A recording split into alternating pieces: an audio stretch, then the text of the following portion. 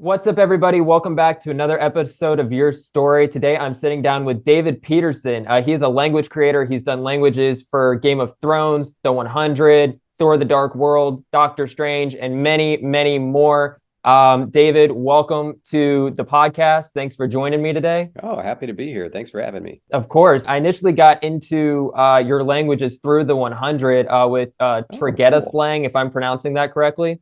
Pretty good slang. So, and I absolutely fell in love with it. And so I was thinking, like, well, how did he do this? How did he do this? Well, let's just reach out to him and find out how he did it. First off, how did you get into creating languages? Well, I started creating languages when I was well, I guess I would have been a sophomore at UC Berkeley. So when I went to college, I was very interested in learning as many other languages as I could.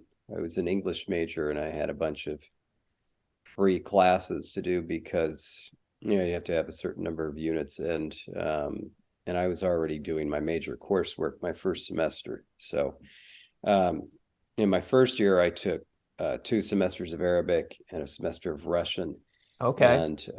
and also a semester of Esperanto, which I hadn't heard of, but was advertised. It was a student taught class by 2 native speakers of Esperanto, which was very unique. And so I took that, and that was where I heard about language creation.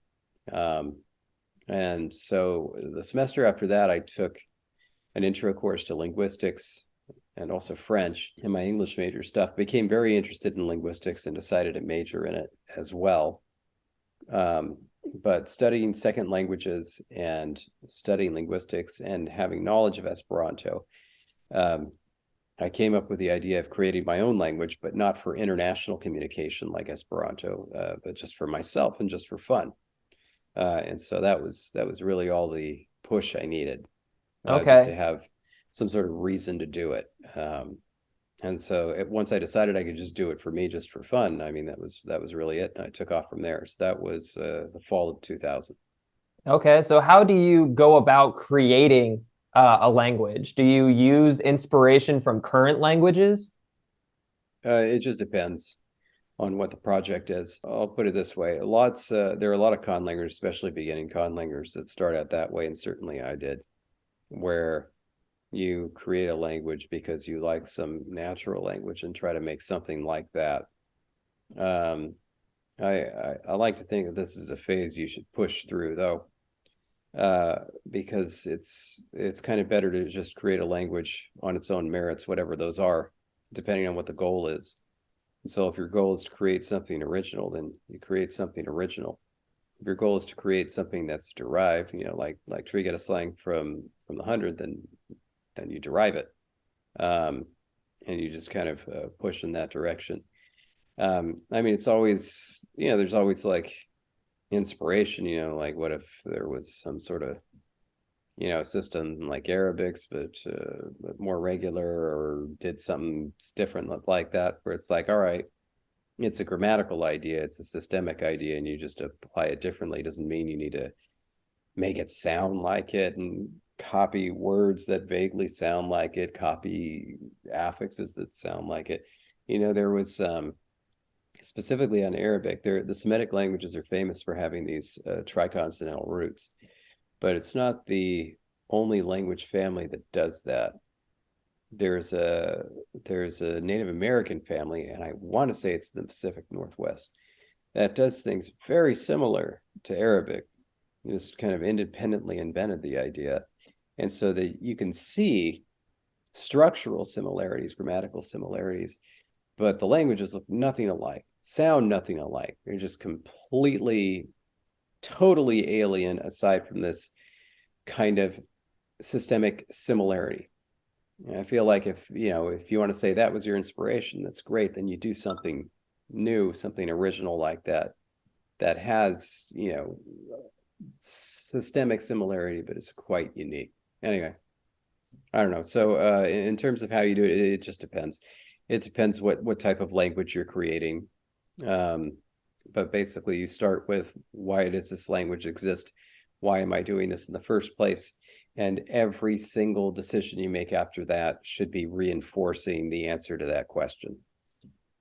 Okay, so it's almost like you're creating a story in a way, in a roundabout way, but it's like, here's the main thing, of why I want to do it. Now let's expand upon that and break everything down, and how, this fits in with this, and that sort of thing. Yeah, and I think that sometimes where you see languages go astray, it's like there was a guiding principle. And the decisions that are made reinforce that guiding principle when they're convenient or interesting, and then they don't when they're not. And so you end up with something that's kind of a mess. And so if you try to present it at the end as this is what was the guiding principle of this language, and then you go and look at it and say, well, why did you do this, this, this, and this? It makes no sense. And then ultimately the conlanger just falls on back on, well, it's just because I liked it. And it's like, well, then that was really the point. It wasn't you were doing this. You just created something you liked, and that was it. Which isn't necessarily as interesting. But I mean, it's like, you can imagine, Trinket Slang is a good example, because it's, the language in this sci-fi, version of our future, where it's like these were people that were by and large monolingual English speakers still existing there on Earth after societies collapsed, still speaking the same language, with the incredibly unrealistic element thrown in that they also happen to speak English, that wasn't anybody's fault, because they never planned to have a language on that show. Right. So Oh, really? Oh, no, not at all. Sorry, I don't know if you knew this. I think it's a story that's out there, but like during the first season of The 100, I was working on a different show on the CW called Star-Crossed. Okay.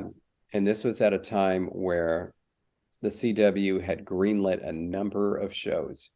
And it was known that they were all competing for like 2 spots. So there was Rain, there was The 100, there was the Tomorrow People, there was the Vampire Diaries, I want to say. Okay. And then there was Star-Crossed. And at the beginning, it seemed like, Rain was a certainty that was going to come back, and the other one was probably going to be the Tomorrow People. And then it turns out the Tomorrow People got canceled, which was a surprise. It wasn't a surprise that Star-Crossed got canceled, the show I was working on. They hated that show. Like the network hated that show. It was The 100 that was kind of like a dark horse candidate. Nobody expected it to actually do well. And it did, and it was brought back. Anyway, so I'm on this show on the CW that just got canceled. The 100, which I had never heard of, got a season 2. And so what happened in between seasons 1 and 2, when they renewed the 100, somebody very high up at the network, who is kind of in charge of content development, his name is Mark Pedowitz. He had a meeting with them and said, we really like your idea. We really like the world. We want you to keep going with it. And it was him that had the idea, why don't we have the people on the ground speak their own language? Because we had this guy working on this other show, and he created a language, and it was really cool, and we liked that idea. And so the people on the 100, they were like, I mean, you're renewing us, so okay. It was kind of like taken as a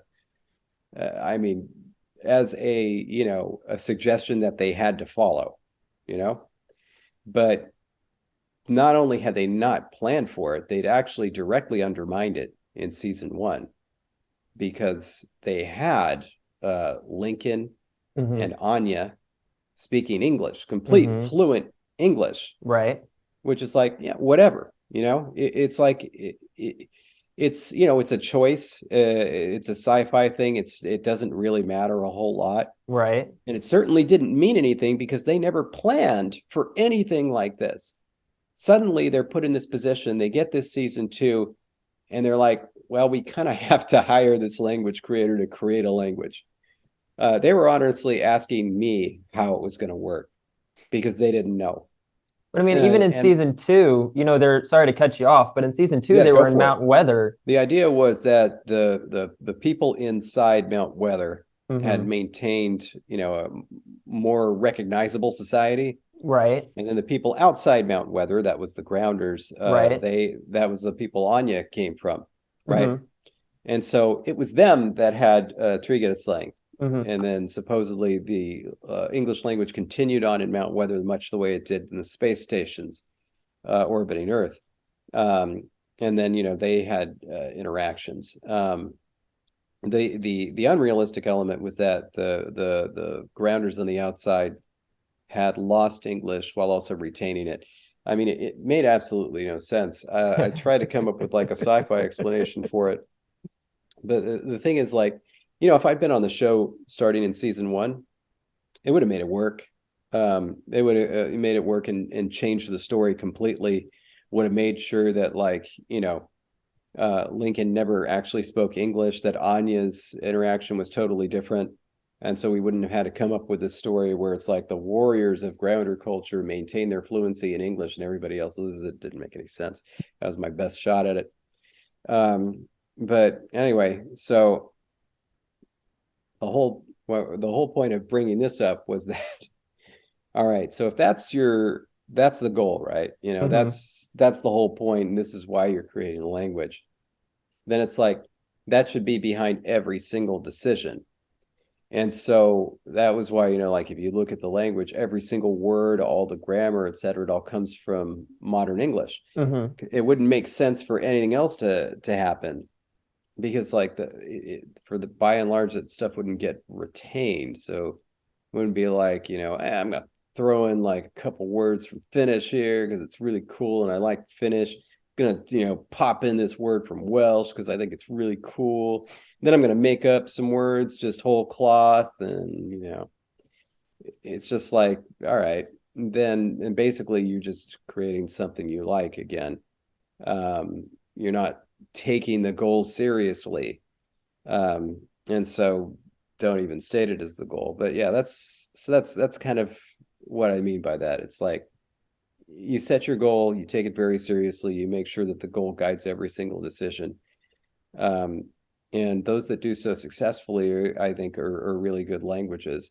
And it doesn't matter if they're like languages derived from languages on Earth, if they're totally original, if they're like, naturalistic, like languages we have on Earth, if they're very totally regular, like something like Esperanto, as long as they're fulfilling their main goal, then they're doing a good job. So I loved in the 100 how later in the seasons, like season, I think it was 6 or 7. I think it was season 7 when they were, when it was towards the end, and you were finally getting, kind of like the backstory to what happened in the bunker, and with the stone and all of that, and I forget her name, but the girl who created Trigetta slang, Becca Pramhetta. Yeah. what was it? No, that wasn't. Was that Becca that did that? I thought it was the daughter of the shepherd. Yeah, that was her name, wasn't it? Because Becca was the Oh, she's the one that was sacrificed. You're right. she was the scientist. Yeah. I Callie. can't. Allie. Was that Allie? No, Callie. Callie. Yeah, she was the first flame keeper. Yes, that's right. Yeah, Very sorry. yeah. But I loved how they gave it that backstory, but how would Callie have created? Was it ever gone into how Callie created Trigetta slang? Well, that was going to be something I had to figure out if that prequel got greenlit. It didn't. And honestly, it just made things easier for me. But it would have just been the same kind of dose of sci-fi. But the idea was, the vocabulary of Trigetta slang, right? Some of it is like English that's remained more or less constant. Some of it is English that's changed meaning gradually over the decades, the way that all vocabulary changes meaning over the decades. Some were brand new coinages, a lot of them compounds or kennings. But then there was also a chunk of vocabulary that essentially formed the core of the original Trigetta slang before it would have been called that. It wouldn't have been called that. That was something that they came up with later, which was a code. And so it wasn't a language, it was a code. Okay. And this code was specifically using English words to mean something either the opposite of what they meant or totally off. And it wasn't actually like a separate language, right? It was just a vocabulary set that was going to be used by, Callie's group Hmm. to identify, themselves and By the and the original separate. tree crew. Yeah. Yes, exactly.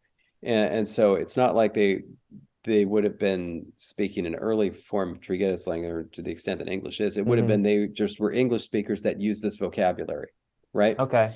And then by the time that we see the Trigetis slang that we see in the 100, there's leftovers of that vocabulary. Mm. Um, but it really, that was when it was just like a vocabulary set. And then the rest of it was English kind of evolving in the way that it does. So the part that looks most unnatural then is the part where these vocabulary items are totally different. And in that case, I made up, that was part of the fiction of it, that those choices were made specifically. And it was like for easy one, like was the words for father, mother, son, and daughter were replaced with number one, number two, number three, and number four. Um, and that's how exactly how they would have been pronounced in the early days. Uh, just again, as part of the code, safety, and that if somebody was talking about their mom, that they weren't a part of the crew. And then those things got held over, and then sound changes happened. And so that was why that was that way. And so yeah, even though that the whole story with Callie and everything was something that came later, Hmm. it was something that I suggested in the beginning, the code. I was like, maybe it could have been this, and then they just kind of came up with a story later to support it, and so I was set up for it. It was just would have been difficult. Gotcha, gotcha. So it says on your website that you've done languages for not only the 100, Game of Thrones, Thor: The Dark World, Doctor Strange. What other shows, movies have you done languages for, and what would be your favorite language out of those that you have done? My favorite show that I worked on for the experience of working on it was Defiance. Okay. And my favorite language that I've done of those that were just mine was Erathian, also from Defiance. That was a really unique project. Defiance was easily the best. The only other one that came close was Bright. Actually, it was a lot of fun. It filmed near my house, and I was there on set every day, so that was really cool. And we all had a blast working on that. So that was a lot of fun. So Um, I'm sorry, go ahead. I'm sorry. I was thinking, well, since 2019, since Motherland Fort Salem, I've been working exclusively or with Jesse Sams. Well, not exclusively. I worked with Christian Tallman on Fjerden for Shadow and Bone, and Carl Buck, where we did Song Haley for Halo. But Jesse and I work on everything now together. And of the stuff that we've done, I think my favorite was the language we did for Vampire Academy, Ajnabri, which was on Peacock and was very sadly canceled after one season, which I don't know. With Peacock, I was like, what the hell else do you have going for you aside from streaming older stuff? But then they just came out with Poker Face, which is incredible. I was like, oh, right, fine.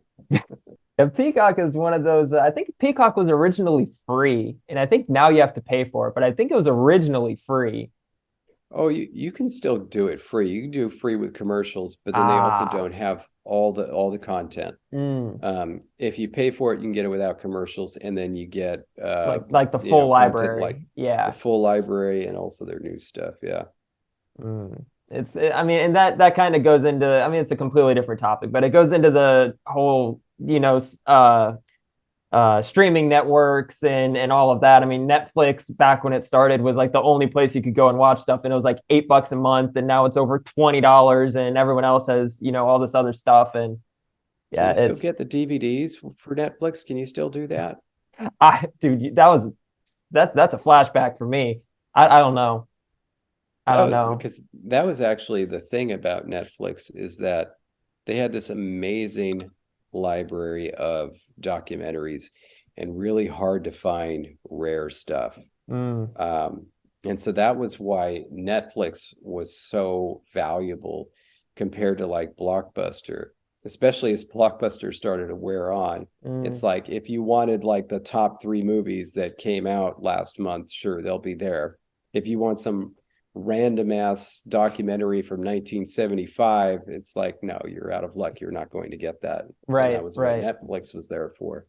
And then, now we are where we are today.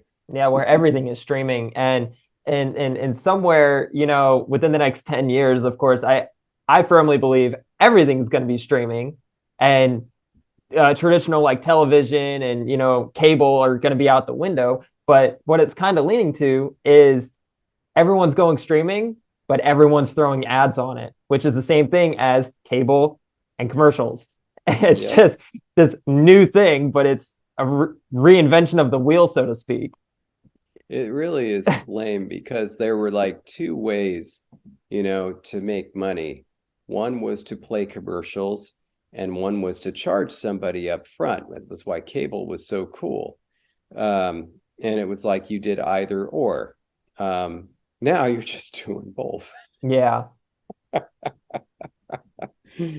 Oh man. So yeah, it's what's going to happen, especially this year, if Netflix is serious about not sharing passwords and if other things follow suit. Yeah. It's going to hit a point where people say enough is enough. And then one of these big things is going to go under, and then they're going to have to figure it out again and come up with some new paradigm. And hopefully by the time it's 2027, we'll have something good.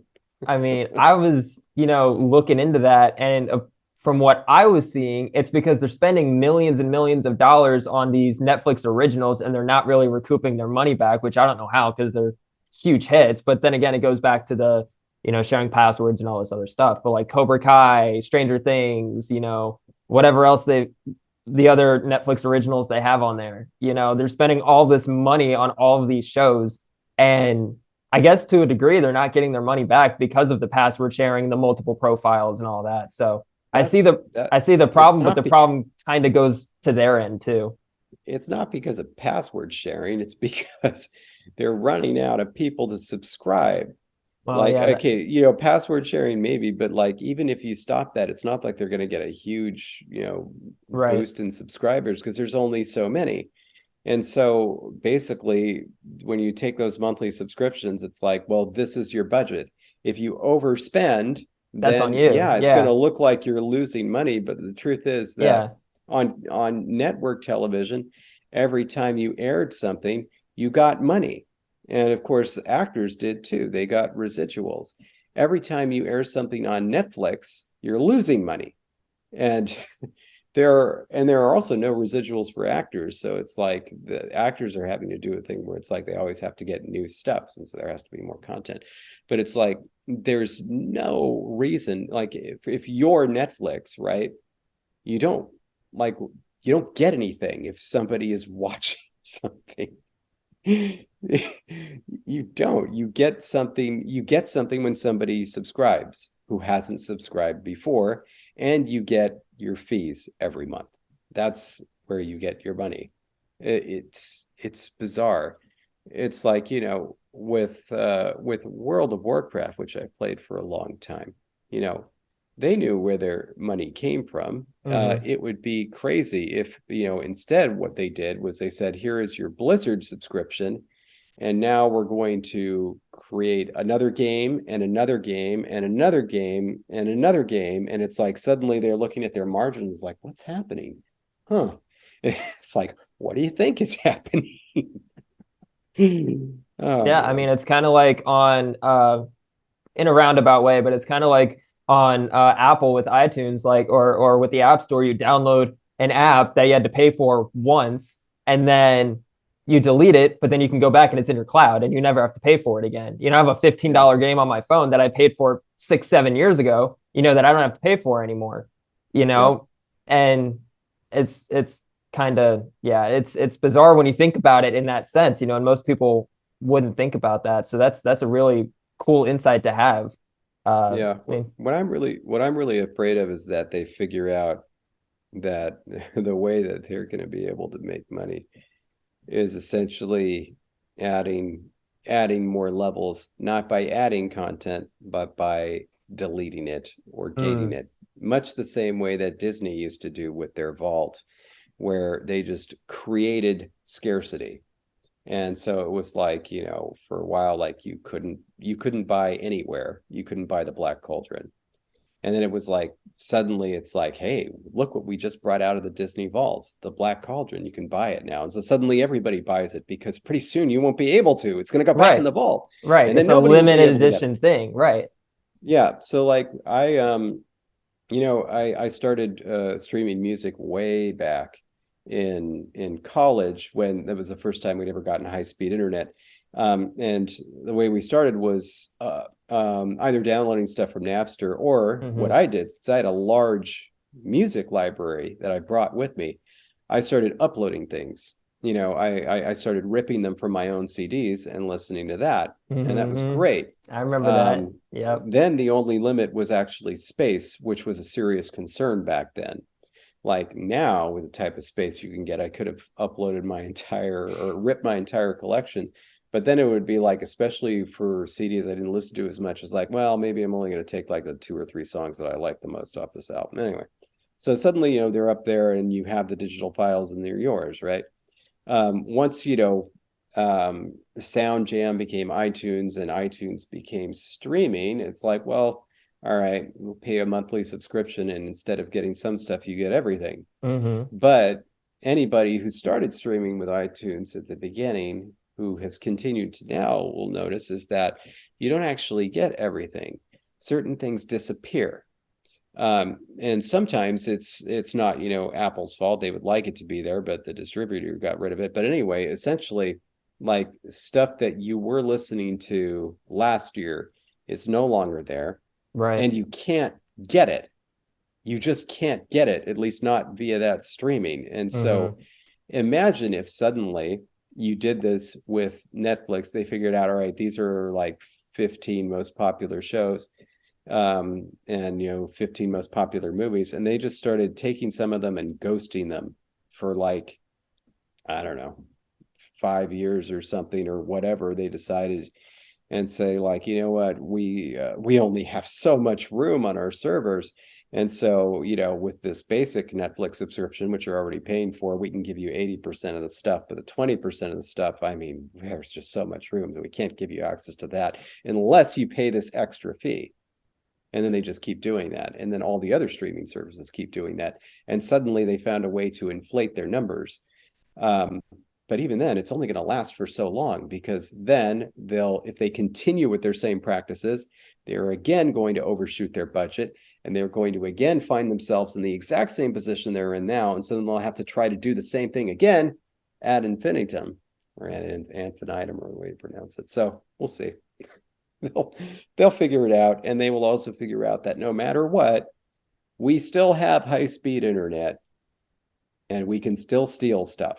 Yeah. And the moment that pirating that costs go up too much, the pirating will go up as well. Yep, the pirating will spike.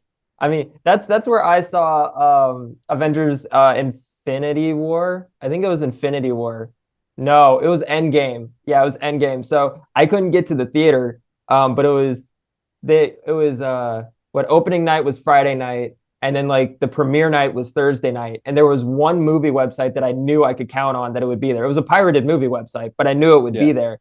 And I was in my Latin class, and I had some spare time or whatever. And so I looked it up, and I'm like, oh, it's already here. And I didn't go to the theater for it, which I now regret, because you'll never get that experience back from watching, Captain America summon Mjolnir. You'll never get that experience back unless you were in the theater.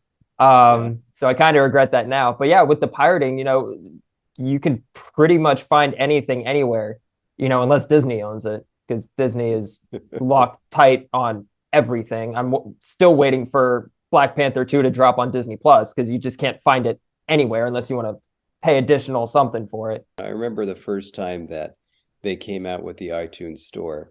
Mm-hmm. And there were just all these songs that you could buy for 99 cents. And it was a real revelation because most people, not everybody, but most people will actually pay money for something that they want if it is convenient and not unreasonably priced.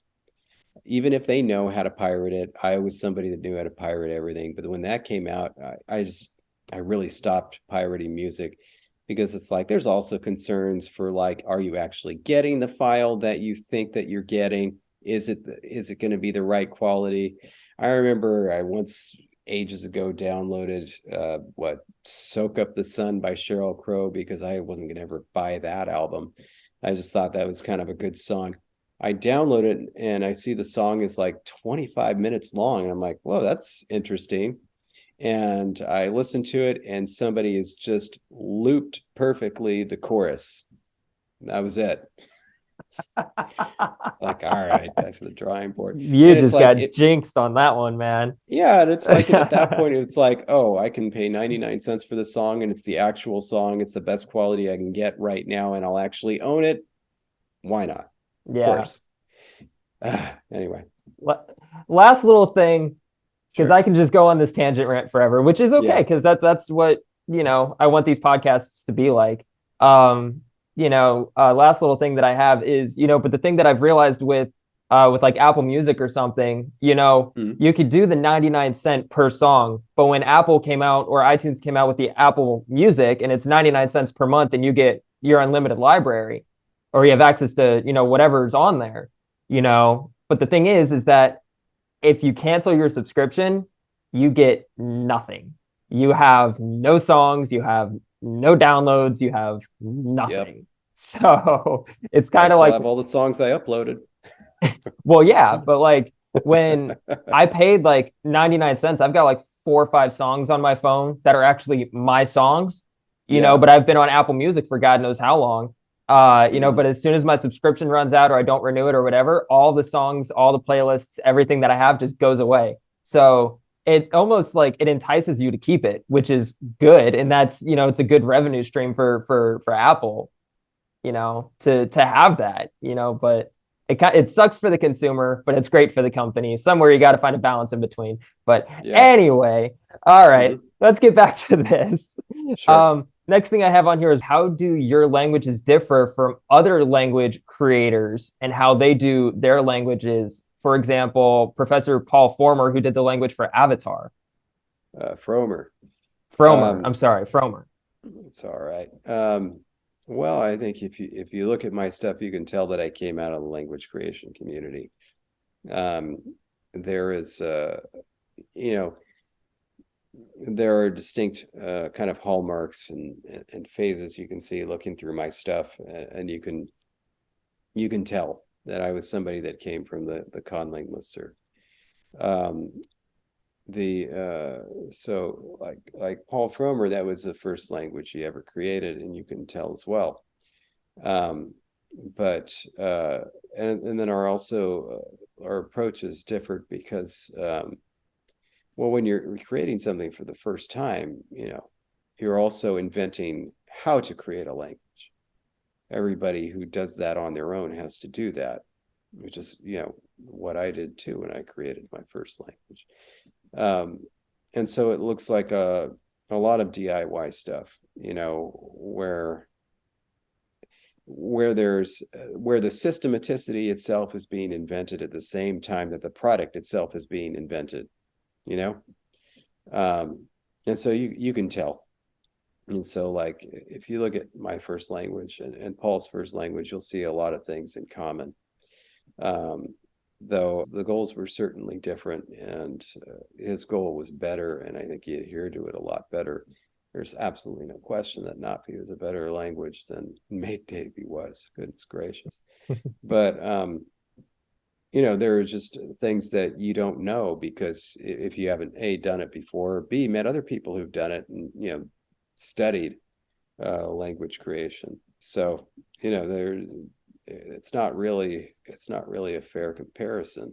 It's, I think, a fair comparison for my languages, or the languages that of other naturalistic language creators in the community, just kind of see the things that they've done. Christian Tallman's work, Karsten Becker's work, Sylvia Sotomayor's work. I think what you'll see is that they all kind of belong in the same category. Okay.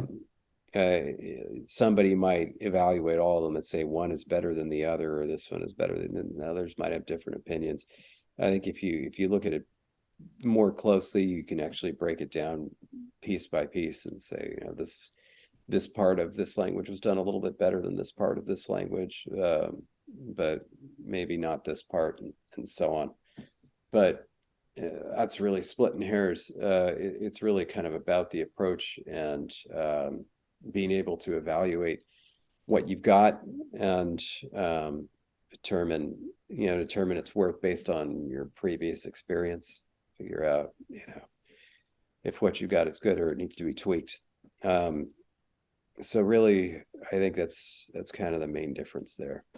And it's hard. There aren't a lot of people that have created languages for television shows and movies that had a lot of previous language creation experience. So it's hard to find comparisons there. Okay. But hopefully that changes in the future. So I'm kind of jumping on my list a little bit, but what would you recommend to someone, if someone were to want to become a language creator, what would your advice be to them? Well, you don't need anything to become a language creator. You just need to sit down and start creating a language, and then you're done. You did it. Really, that's all any of us ever did. And then what we did after that determined, the rest of it. A lot of people start creating a language and then are kind of entertained or amused by it by like a month or two, and then they give it up. A lot of people like that.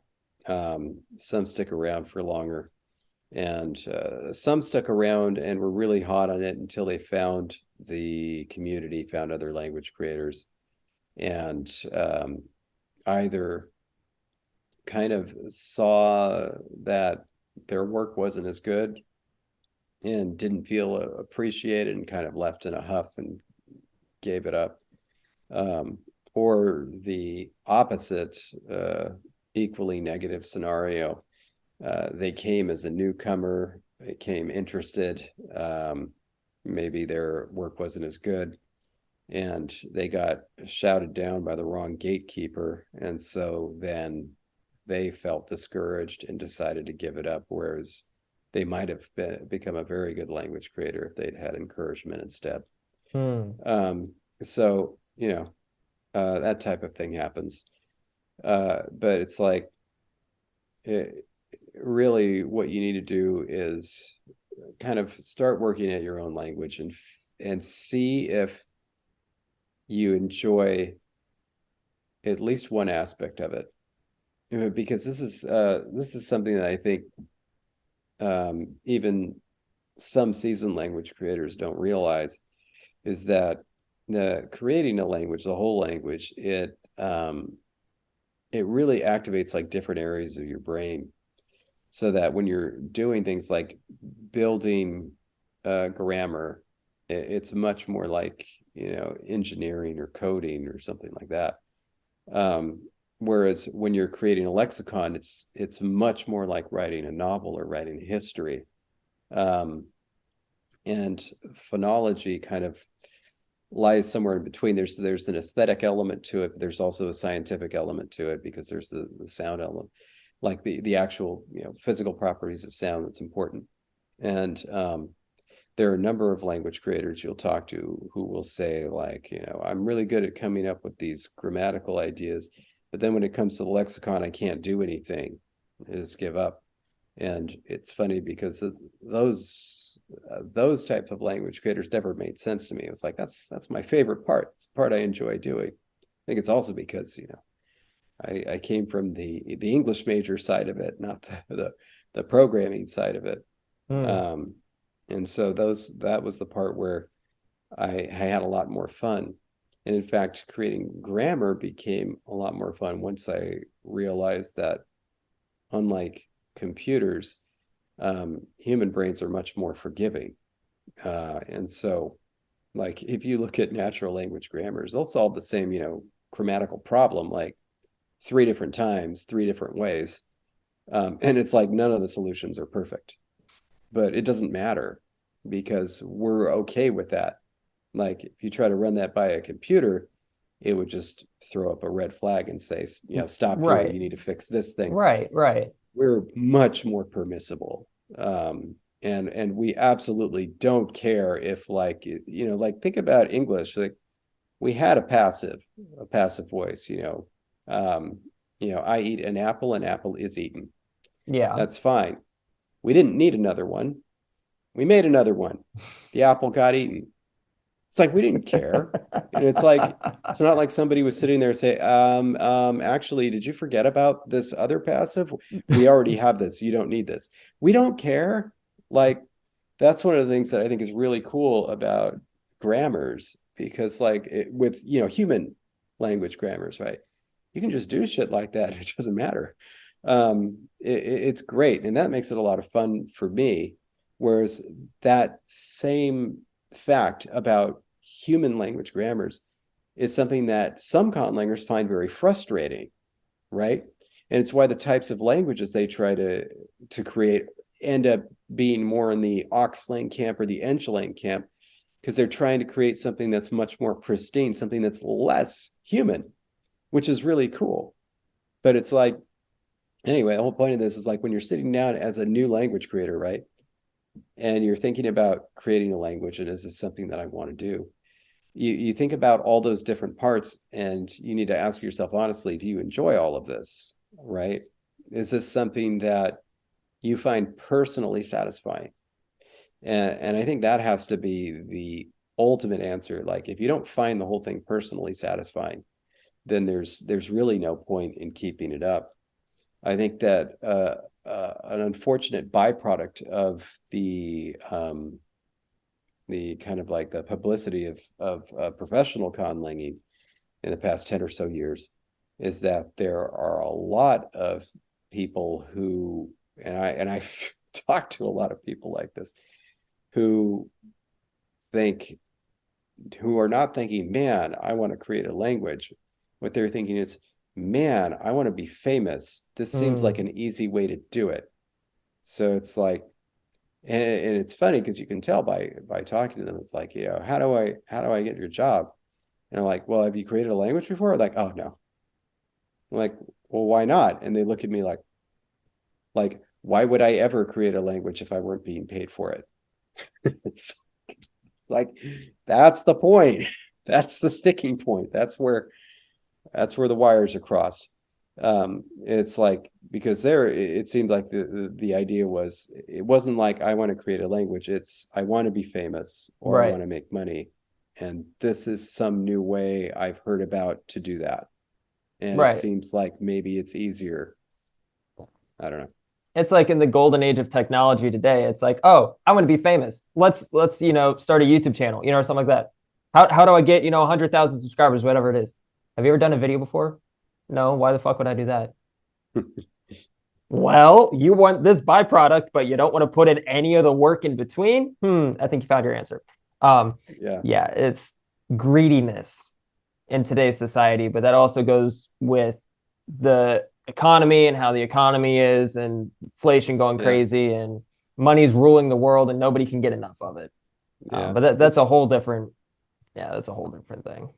It's also unrealistic expectations, because part of it is work, part of it is luck, and I think that a lot of people see, especially with like famous TikTokers or famous YouTubers, they look at it and say, that's the dumbest shit I've ever seen. And yet they're making millions of dollars a year. I can do something that's slightly less dumb than that. Therefore, I should be making even more money than this person. And so it's like, I always looked at it. I remember, so I did this, Duolingo for High Valyrian. And in fact, the way that it started was, it was not done with HBO's knowledge. And in fact, I figured that if they found out about it, they'd probably be pretty upset about it. Even though it's your language. It's a gray area. I don't think anybody can own a language, but some people do. Anyway, okay. The point of it is that, like, I said to Duolingo, I said, look, I'll do this because I think it'd be really cool to do this and I want to see it happen. I can't take any money for it at all. And there is a chance that when we release it to the public, HBO will put the kibosh on it. But it's like, I knew that going in. And so what I knew for myself was that if that did happen, and I put in all this work and it just got scuttled, I was like, I will have appreciated putting together that course, gaining some more familiarity with my own language, because you need to do that as you're building this thing, Right. and just designing it. And so it's like, even if I get to the end of that and nobody sees it, I will not have considered that wasted time. And I think it's the same thing, like, for people wanting to start a YouTube series, it's like, well, is it going to be worth your time if you don't get 100,000 subscribers? Like, Jesse and I, we have this YouTube series called Lame Time Studio. Mm-hmm. And really, the reason that we did it was we thought it would be useful for other conlangers to see what the whole process is like, starting with literally nothing and seeing what it's like to actually create a language from nothing. We thought that would be useful, historically useful. And also because we enjoyed working together so much that even if nobody watched it, we were going to find it personally satisfying. Right. That is, if we get to the end of it and it's like, we don't have anywhere near 100,000 subscribers, but it's like, we've been doing this for 3 years now and we find it personally satisfying. Right. And therefore it's a success. Yeah. It doesn't matter that we're not earning millions of dollars from this YouTube series. We like it. It's successful. Right. Yeah. I mean, everybody who wants to check out his podcast, link is in the description. All of his links will be in the description. But B, it reminds me of when I was back in high school and I started doing YouTube, and, everyone was looking at me, oh, you just want to be the next Mr. Beast, the next PewDiePie, whatever it is. And I found it satisfying, bringing out a camera and just filming whatever, talking to whomever. I might have been a bit antisocial, so might have been a cope for that. But anyway, everyone was like, you need to stop. You should stop this, and that. You're never going to amount to anything. But I was never in it for the money or, to get famous or do whatever. That was a byproduct of, all of the work that's been put in over the last 4 years. If you asked me 4 years ago where this would have been, I could have either said it's going to be dead or, I'll have a decent following. And thus we're almost at 20,000 subscribers, which is really cool. But I'm not into it for, oh, I need to hit this or I won't feel satisfied or I need to make this amount of money, whatever it is. I like what I'm doing. And if that encompasses, hey, cool, I get this amount of subscribers, cool. I've made like jack shit money off of this channel over the last 4 years, but, I'm not in it for that, and it's gotten to a point where with this podcast, I was doing reaction videos for the last 4 years, and it finally got to a point where it was like, I don't feel myself doing this anymore, but what do I like doing? I enjoy talking to people. I enjoy listening to, somebody else's story, exactly what the premise of this podcast is from. So it's like, all right, well, why don't we transition to that? And, it's the satisfaction out of it, even if, 20 people watch it out of 20,000, 20 people watched it. I'm okay with that. Yeah. And it's the mindset that you have behind it and the mindset that you have to have.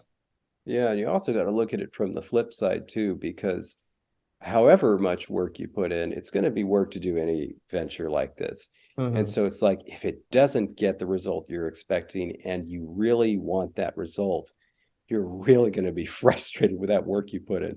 And the truth is, if it doesn't pan out, and the truth is, you look back on all that work you did and are thinking, man, I wish I would have just been playing video games that whole time. Then you probably should have just been playing video games. Right.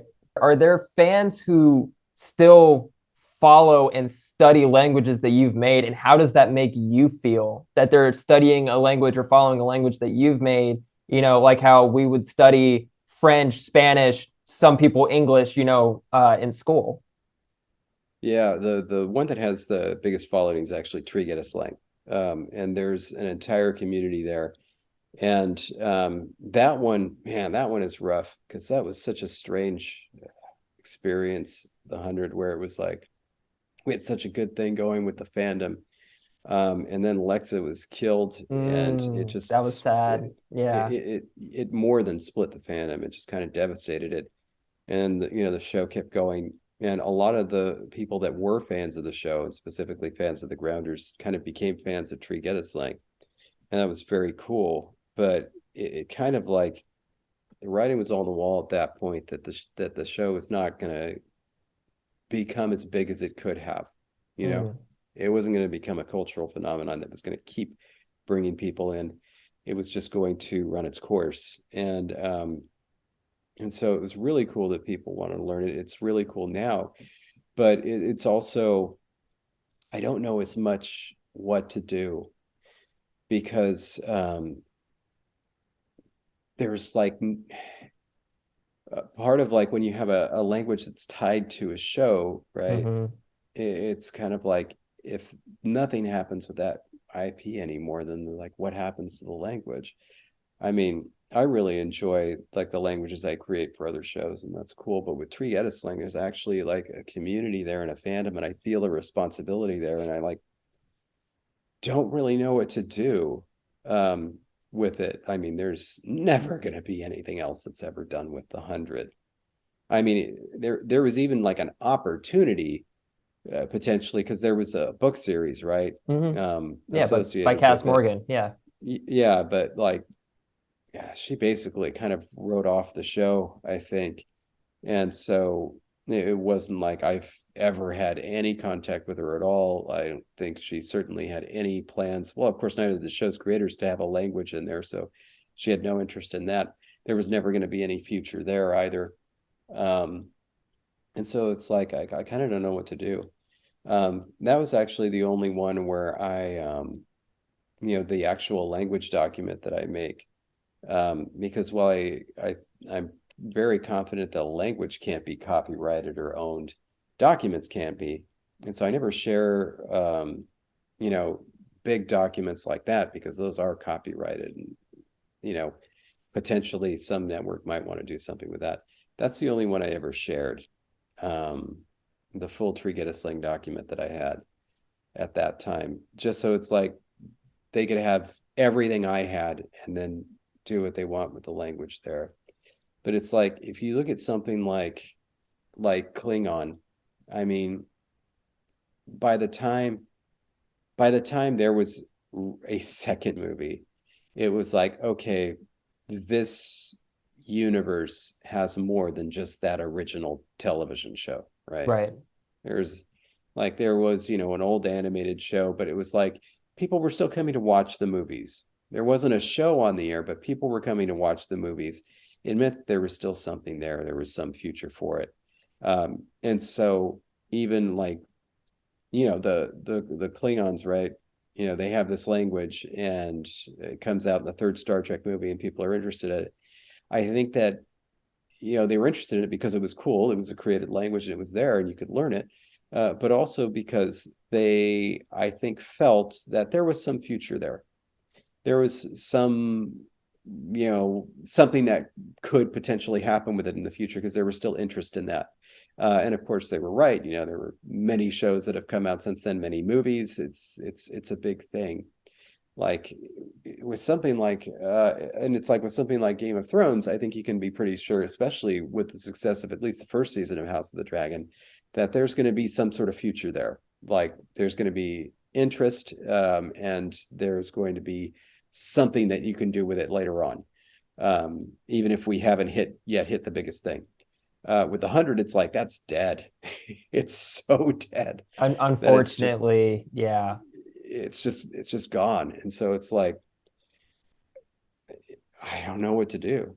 I mean, that's still something like I was just talking to a family member earlier today, and she was saying, like, oh, I don't know what to watch on Netflix. I'm getting really bored. And I'm like, watch the 100. Like, it's such like Yeah. I praise, I shouldn't say praise, but I like highly encourage the show.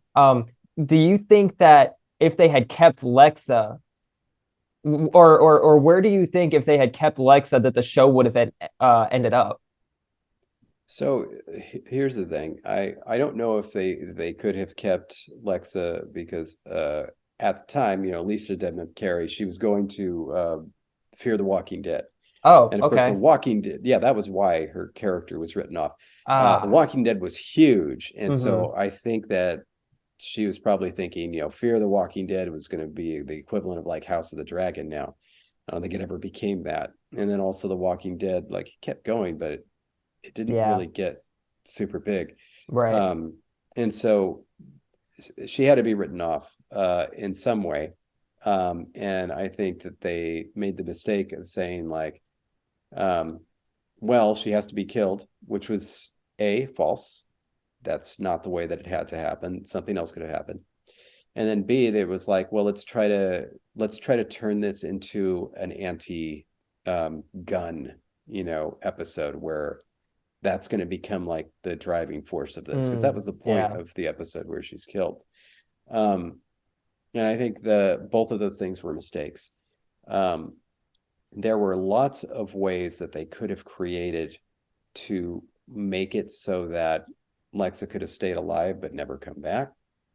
Um, and then they could have subverted that later But with the for death any of number of Lexa, it ways. split the coalition. So that Yeah, kind of that was a good segue into the split of the coalition. But I don't. they could have Yeah, they could have killed somebody else. They could have done something else to split it. But like, for example, I mean, you'd think it was a pretty hard and fast, severance when suddenly, uh, Clark is left on Earth and Bellamy's up in space, right? yeah, yeah. And they could have found a way back if they, in some future season, got Alicia Debnam Carey back. And I think that they should have banked on that. Just done something where it was like, this is irrevocable, but there's a chance. Right, right, and leave it open ended. Mm-hmm. Mm. And I think that would have been something that was very interesting, because then it also might have generated interest outside of the series, that is like kind of a meta level of interest, in that suddenly now we're going to watch Alicia Debnam Carey's career and see what happens. And people would start talking like, oh, I saw this person on set and blah blah blah blah blah. Like you saw a little bit of that in the last season, when she came back for that cameo. Right. um and it's like, you know, I just think you never say never. I just saw a thing on Reddit of all things, that like for some kiss in like Spider-Man No Way Home, um Zendaya was filming Euphoria at the time, and so they Hmm. actually had a stand-in and green screened the kiss. It's like, and that was a Marvel movie for Yeah. Disney. They've got all the money in the world, Right. and Right. they still did that. And they It's green like screened it. they just green screened it. It's like, come on, you could do something. Schedules aren't that terrible. Um, and it's like, if they could have kept that. And the crazy thing is, they could have, like, dishonestly and disingenuously, or kind of meanly, they could have strung the fandom along by dropping hints like, "Ooh, maybe she'll be back for season 4," and maybe they even hinted it, and then she doesn't come back for season 4, but that she's still alive, and Right. there was potential there. And I think that it really could have worked.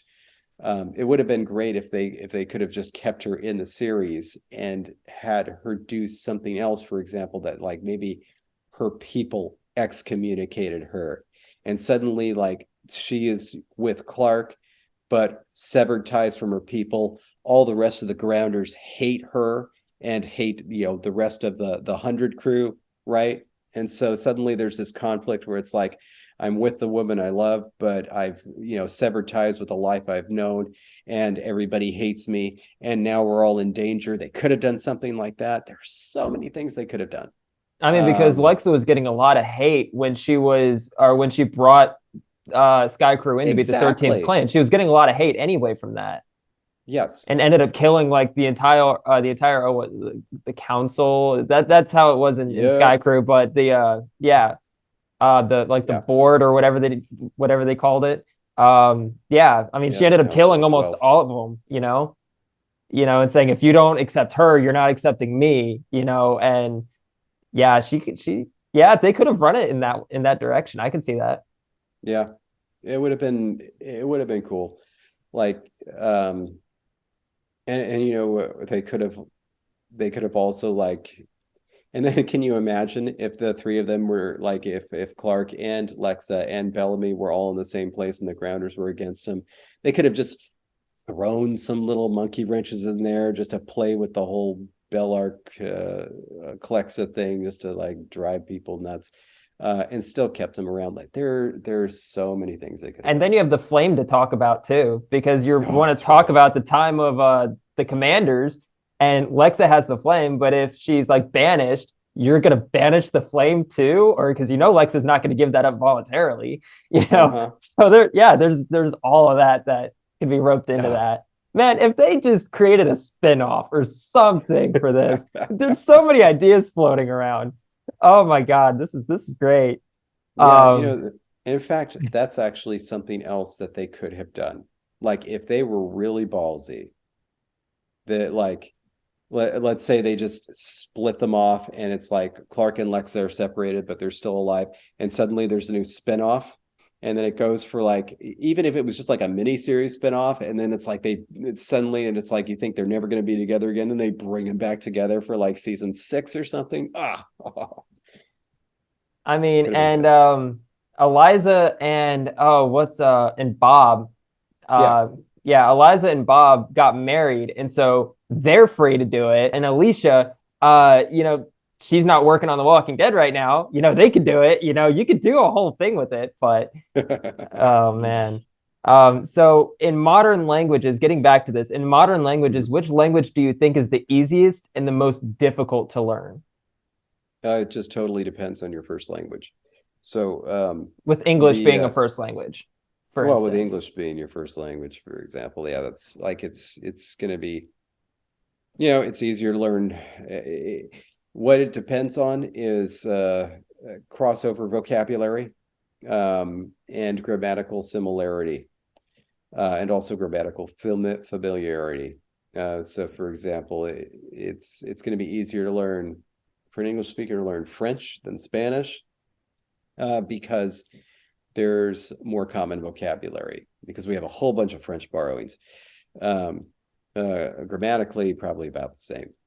But also, like, even if you take vocabulary out of it, it's probably going to be easier to learn like Spanish than Chinese, because due solely to familiarity, because like we see it a lot, you know. Even though I would say the grammar of Chinese is closer to English than the grammar of like French or Spanish is to English, um, because English, Chinese, Vietnamese, they're a lot more isolating. And I think that if English speakers try to learn either Vietnamese or Chinese, they would find a lot more in common than they would expect to. They'd Okay. find a lot of things a lot easier. There's a reason that when we study Spanish and French, we get to the verbs and go, and it's just very difficult for us. Hmm. It is. That's just not something we're used to doing. Um, we got our verbs have gotten pared down to I mean, not quite as much as Swedish, but pared down enough that for the most part, it's just ornamentation, like the barest hint of a thing. And so I think that we would find as English speakers, we find the grammar of something like Vietnamese or Chinese rather freeing. It's like, oh my God, you mean we don't have to learn all of these conjugations and tenses? It's like, no, you just learn these individual words and learn where they go. And they're like, well, dude, that's what we do all the time with things like will and have and be and should and can. It's like that's our bread and butter. So I mean, that's the thing that you have to look at. It's the amount of shared vocabulary. And by shared vocabulary, I don't necessarily mean that the words are identical, but that they're close enough, Hmm. the way that like, They're cognates. yeah, they're cognates and they share a meaning. So like, there are also false cognates. So we have medicine in English and médecin in French. It's like almost spelled identically, but it means doctor. So it's like a false cognate, but they're still kind of close. They're in the same universe, obviously. Right. So there's that lexical familiarity, grammatical similarity, and then grammatical familiarity. That is, just how familiar you are with the grammar because you end up seeing the language a lot. And we see a lot more Spanish here in the United States than we do usually than Chinese, and hear it a lot more. Even though I think grammatical familiarity grammatical similarity, English and Vietnamese and Chinese are closer. And then on top of that, as a superfluous, I'm going to say a superfluous extra layer. There's on the one hand, pronunciation. It's like that can be a thing, but you get it eventually, or you get close enough. It doesn't matter how difficult it is, you'll get it. And then number two, orthographic complexity, which is something that's very difficult for learning something like Chinese. It's quite an impediment. You really have to study to be able to learn how to read and write that. And so it makes it feel like learning Chinese is so much more difficult. But the truth is, if you only ever learn to write it, or you only ever learn to speak it, it wouldn't be too much difficult. It wouldn't be too much more difficult, and I think English speakers wouldn't be so intimidated by it. Yeah, it's the fact that it's both at the same time. I will say though that look, and like the one thing that especially Duolingo has going for it, I know sometimes it gets flack for being too simplistic. You can't get it, but the thing is, you got to work with it every day. It's better to work on a language 5 minutes every day than 2 hours twice a week. Right. In 2 hour chunks. The more you get it in every single day, and even the same stuff over and over again, the more it becomes a part of you. And so that's also why it's a good thing that both in high school and at good colleges, you're doing language classes every day. That's good. But motivation is a huge thing as well, and that's an entirely separate issue. If you're motivated to do it, you'll find a way. And if you are really like the opposite of motivated, if you're anti-motivated to do it, you'll find a way to not pay attention. You'll find a way to not let it sink in. It doesn't matter how easy or difficult the language is to learn. Right. I was more invested in Trigueta slang than I was in Spanish, and so I actually have a book over on my nightstand that had from Memrise that has a lot of those words and sentences and grammatical structure and and all that in it. And like you were saying, 5 minutes a day or 10 minutes a day or whatever for every day, versus 2 hours a week, or something like that. And I was getting pretty far in that until I was trying to put some stuff together, and it's like, okay, well, this word isn't necessarily on Memrise, so let's try to look it up. And then I ended up seeing your document with as much as you had on it, and then I got into the Discord, and I got into the communities and stuff like that, and ended up finding your Tumblr, which I haven't been on Tumblr in 10 years, but I'm like, okay, he's pretty active on here. Let's just, check it out, see, what I can get off of here. Right on.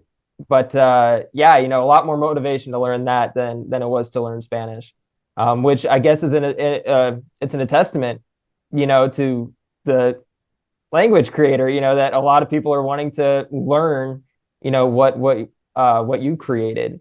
So you kind of touched on this a little bit about the creation for the 100s language, with taking it off of modern day English. Could you talk about how you came up with the languages for like Game of Thrones, Thor: The Dark World, and I think what Stranger Things was on your list of languages that you did. They did too. No, you're thinking of Doctor Strange. Doctor Strange. What did I say? Stranger Things. Oh yeah, Doctor Strange. I'm sorry, Doctor Strange. Cool. Doctor cool. Strange. Stranger Things is cool. I said that on a call earlier this morning too, as I was going over this. I said Stranger Things. Yeah, so Doctor Strange.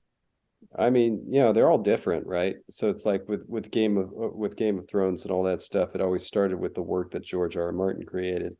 So, start there, analyze what he did, figure out if it was consistent, figure out what grammar was there, figure out what gaps there were, and then start expanding in the gaps. In some cases, the gaps was like, 99% of the language, but that's where you start. And that's how you do it. Other times, like,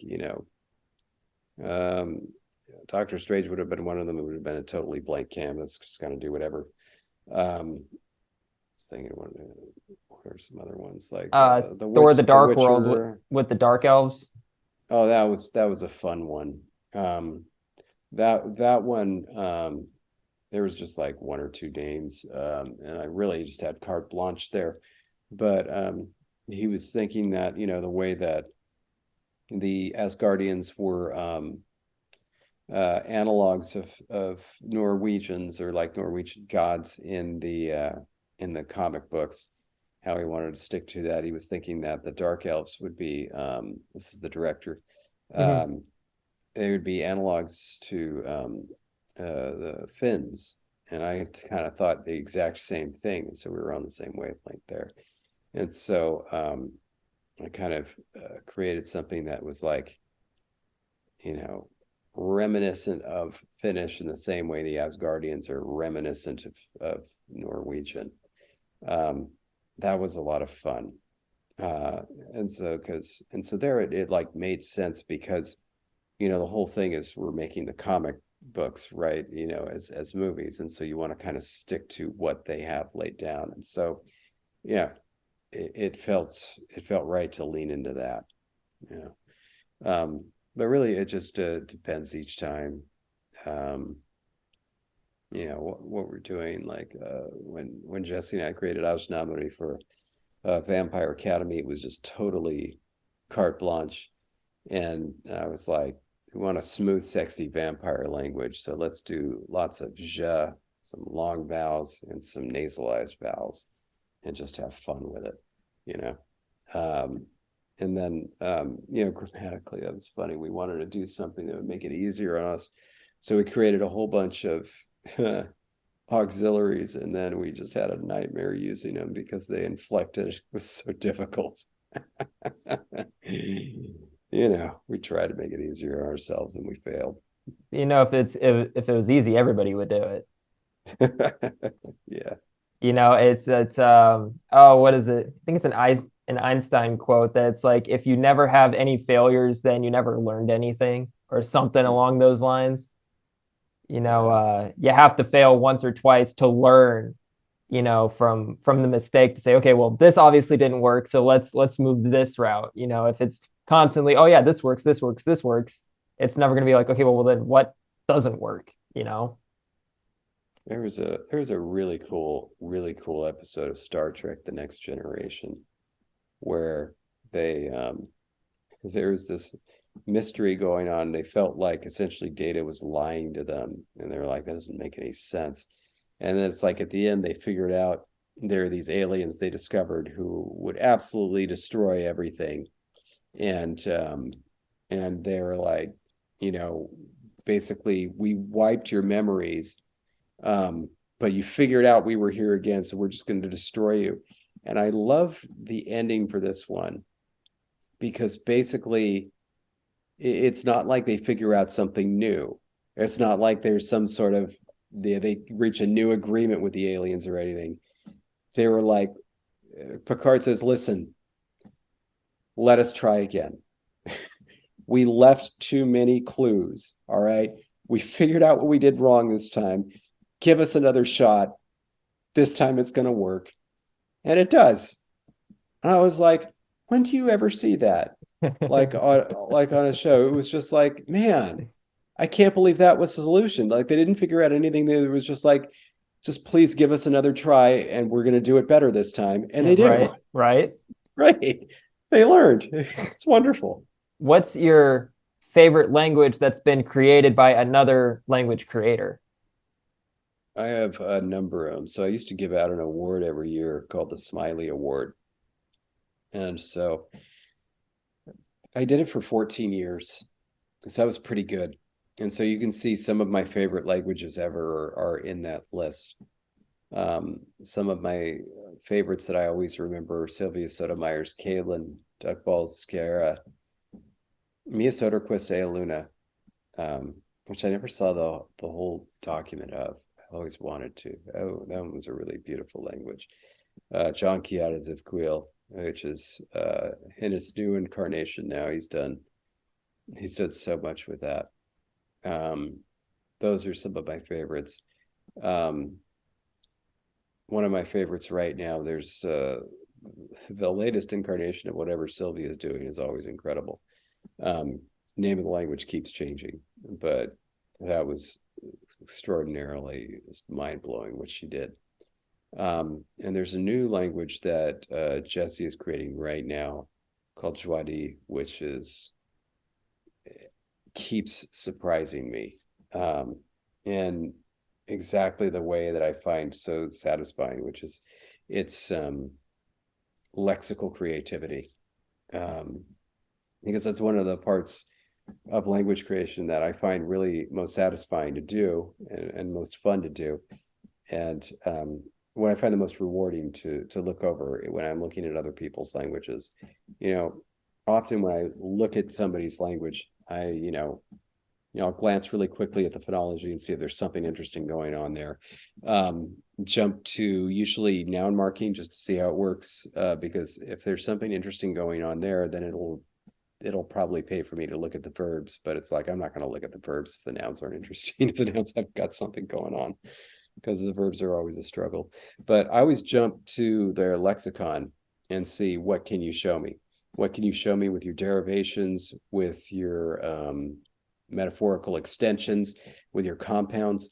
Like, what are you saying here? And if it's just like basically a huge word list where it's like, here's English word A and my conlang word A, English word B, my conlang word B, it's like, why did you even do this? You just created a really, really bizarre way of speaking English. It's not super interesting.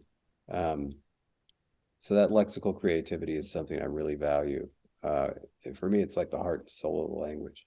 Let's talk about the Language Creation Society.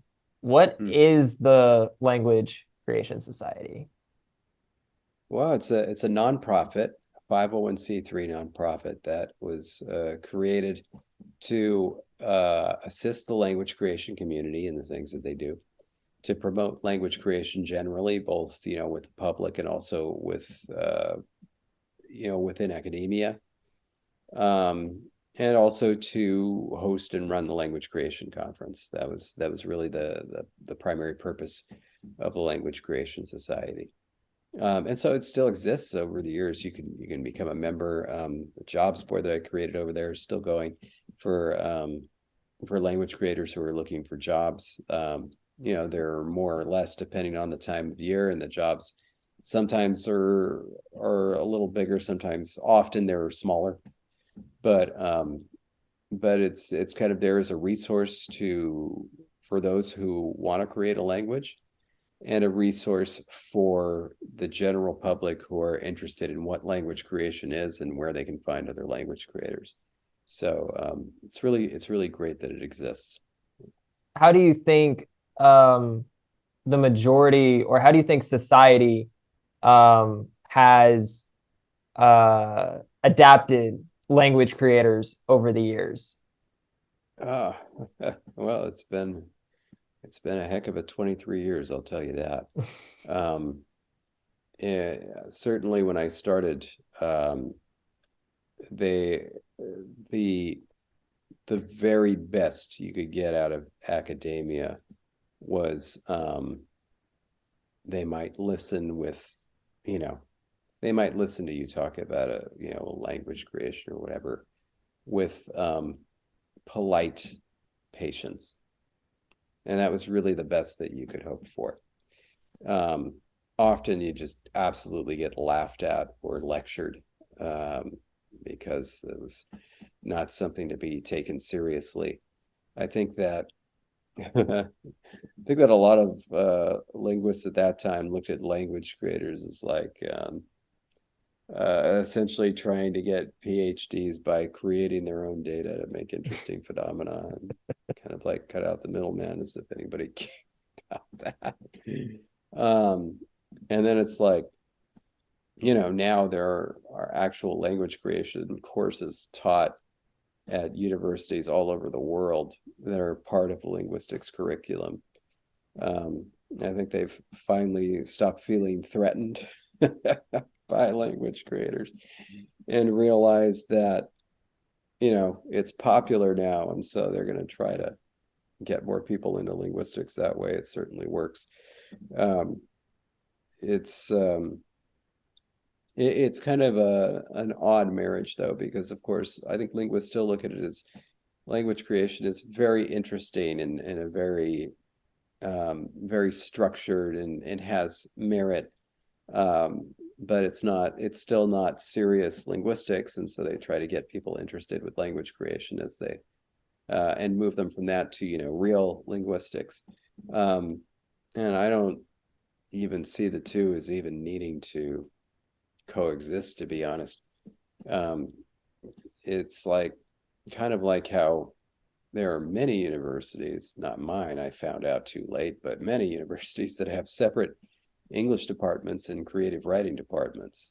The two don't need to actually be in the same house because they have different aims. The English department, they study literature, they study it, old literature, new literature, trends, analyses, authors, and so on and so forth. Whereas like creative writing, it's about taking your ideas and making them the best way that you can, Right. Getting help in order to do that. Right. Like language creation is the same way. And I wish that it would be taught less like an introductory linguistics course and more like an art course. That's what I tried to do. I taught a language creation course at UC Berkeley in the summer of 2017, and I taught it that way as an art course, and it was kind of like an art course. And then I also, when it came to the like homeworks and stuff, I incorporated ideas I'd learned from geometry in ninth grade, because I felt like the approach that I was doing, geometric proofs were the closest thing I had seen, because it's like, if you want to say like, all right, create a verb system, you say, all right, we're going to have two tenses, past and non-past. Past is going to have a suffix. Of course you can do that. You could always do that. There are languages on earth that are like that. That's not interesting. What's interesting is, how did you get there? Right. What is the suffix like? Well, here, that's the suffix. Okay, well, how did it get there? Right. And so that was what I taught them. I taught them, this is how you actually get affixes in languages. This is how they evolve over time. This is this is how the phonological form of them come about. This is how they grammaticalize. This is how they change meaning from lexical items and become affixes like this. And so it was no longer just a question of like, this is what I did. The question was, how did you do it? And show the steps each way. So it's like, at this stage, I did this. At this stage, this happened. At this stage, this happened. At this stage, this happened. And then here's the present, the system as it exists right now. That I think was the best way to do it, and I think the students really came a long way in a very short amount of time. It was a 6-week course. Wow, going over all of language creation in a 6-week course. Yeah, and one of those days they had off because it was a holiday. There's even less time to go over a whole language creation system. Have you written any books about language creation, and where could people find them if they were interested in learning, like straight from you? Yeah, so I wrote a book called The Art of Language Invention that came out in 2015, but in 2020, I want to say, it was either 2020 or 2021. Oh, it had to be 2020. I was able to put out a new edition that has an added extra chapter. So if you have an Art of Language Invention with a black cover, that was the original edition. The new one has a blue cover, and it's got a 5th chapter in there, which I think really kind of, it's much more complete, and I'm much happier with it now. So you can find that anywhere books are sold. It's easy to find. It's from Penguin. If you are younger or you know somebody who is younger who might be interested in language creation, I also wrote a book that I didn't create this title and I wasn't happy with it. It's called How to Invent a Secret Language. and, Okay. and I was like, why? And I'm like, can we please call it something else? And they're like, oh no, trust me, because of SEO and blah blah blah and algorithms. And I'm like, fine, whatever. I There were so many arguments. I did not win on that book. But anyway, it's aimed at kids that are like in the like 10 to 14 range, where it starts Okay. off Yeah. it starts off with ciphers and codes and gets gradually more complicated. It ends with elementary language creation. Um, and and so, if especially if you know somebody who's younger and it's not ready for like just a text that a high schooler would read, then that'd be somewhere to start. That one was from Odd Dot. Otherwise, so I earlier mentioned the YouTube series that Jesse and I have called Lang Time Studio, where it really is long form. You see us create a language starting from nothing and ending with something that's pretty stable. I did some videos on my own YouTube channel, which is Daedalus, like my DEDALVS, the handle I use everywhere, called The Art of Language Invention. That was kind of intended to be a supplement to the book, where there were videos about specific topics. I haven't updated it in a while, but it was never like it was supposed to be a series where you watch from video 1 to video X or something. It's not graded, it's not stepped up. It was just like, if you want to know like something very specific, like how to evolve tones, then I have a video on how to evolve tones. And I did a whole bunch specifically on very small topics. They're probably longer than they need to be. I apologize. I was not very good at making these 30-second videos with a lot of cuts and things like that. They're still a bit longer, but none of them is like longer than 15 minutes, I don't think. Anyway, so that's where you can find stuff. And if you have questions that you'd ever like to ask me, my Tumblr is daedalusagain.tumblr.com, and I'm on there now. I laughed when you were talking about how is the title? How to make a secret language. How to invent a secret, create your own secret language. That's what it's called. Create your own Create your secret own language. secret language. That took me back to elementary school and middle school. Because and to a degree, and that's where it's aimed at. But because that's kind of in when you get older, especially like on YouTube and social media, it's kind of like that clickbaity, type of deal where like I've tried to hire people to create titles and stuff for my videos, and that's what they kind of do. They clickbait it and they use very, like strategic words and analytic words and stuff like that. And it's like, I don't like that, and I ended up, not working with them anymore. And now I do whatever I do, and that might suppress the viewership that I get off of it, whatever it is. But it's something that I know that I like doing, and something that I can stand behind. It's not like it's not that you can't stand behind, creation of a secret language, but it's something I guess that if I were in that situation that I wouldn't feel as proud of, that I put together in a sense. It's kind of like, if you're writing a book, you want to think you're writing the book that you want, Right. And I think a good publisher and editor is somebody that helps you feel that way while at the same time doing as much as they can to get what they feel they need to do in order to sell it. And one that isn't necessarily as good as one that makes you feel like at the end of it, you just wrote their book. And it's like, there it is. But, there's still, I put a lot of good stuff in there. there's a lot of stuff that's fun. I tried my best anyway. Do you have any stories, shows, books, anything like that you're working on right now? Yeah. Part of the whole reason that we did this YouTube series is that I needed a bunch of languages um, to be in place in order to create a board game that I've been working on. I'm very excited about. Um, just about it's just a board game about anthropomorphic animals that are fighting each other, but are still adorable. It's going to be great. But anyway, I'm working on Okay. that.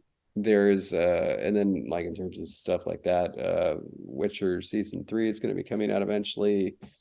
Um, I mean, this House of the Dragon is moving forward. We've got a movie coming out that we can't talk about at all. Shadow and Bone season 2 is coming in March. We're also doing another Witcher thing, a movie that will be coming out at some point in time. I think this year. And another Shadow movie. Moon. Shadow Moon. That's Marvel, No, isn't it? no, Shadow and Bone. Shadow and Bone. Sorry, Oh, Shadow and Bones. Okay. Shadow and Bone. Yeah, so Gotcha. season 2, Shadow and Bone. Gotcha. And then, oh gosh, the second Dune movie, right? That's going to come out next year. That's all wrapped. And then, God, I'm forgetting. There's something else. There's something else we're doing, but those are the big ones, I think. So, Halo season 2, working on Halo season 2. Yeah, It's a lot of stuff going on. yeah. Lot of stuff going on. Wasn't Dune like nominated for like a shitload of awards like when it came out, or is that something else that I'm thinking of? No, it is, and yeah, the second one's going to be even better.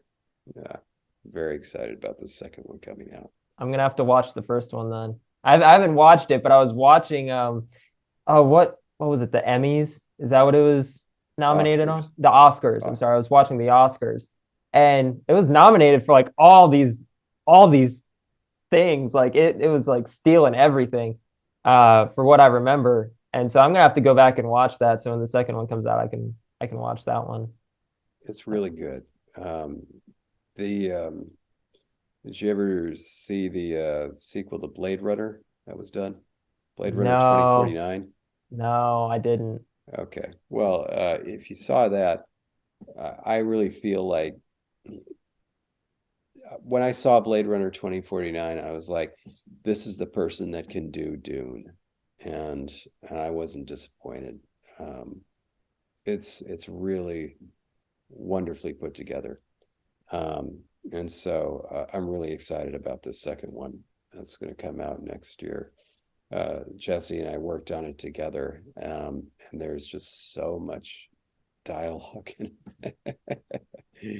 Really excited about that. So yeah, I'm looking forward to people being able to see that. So I've come to the end of my list here. Yeah. But I've got one question from a fan.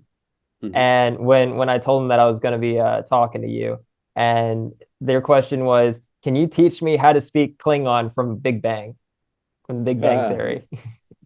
No, I'll tell you what though, there's the Klingon Language Institute, KLI.org. Okay. They actually have lessons right on there that you can use. And of course, you know what? Why I mean saying this, Klingon is on Duolingo.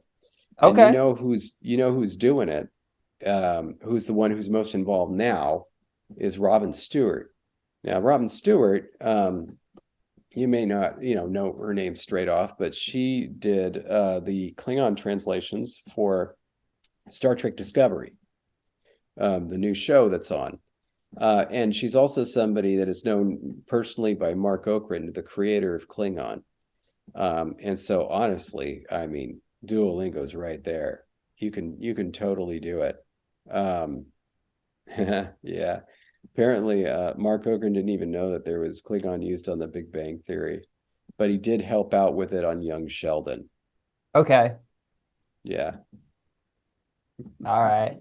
Then I will when they listen to this, if they get through the whole hour and 45 that we've been on here, I'll say you got to wait until the very end, to get your answer to that one. All right, everybody. Well, thank you so much for watching. David, thank you again for being on. I appreciate it. We've learned a lot through this conversation, going over the shows, going over how the languages, are created, the Language Creation Society, all of that. So thank you so much for being on. I greatly, greatly appreciate it.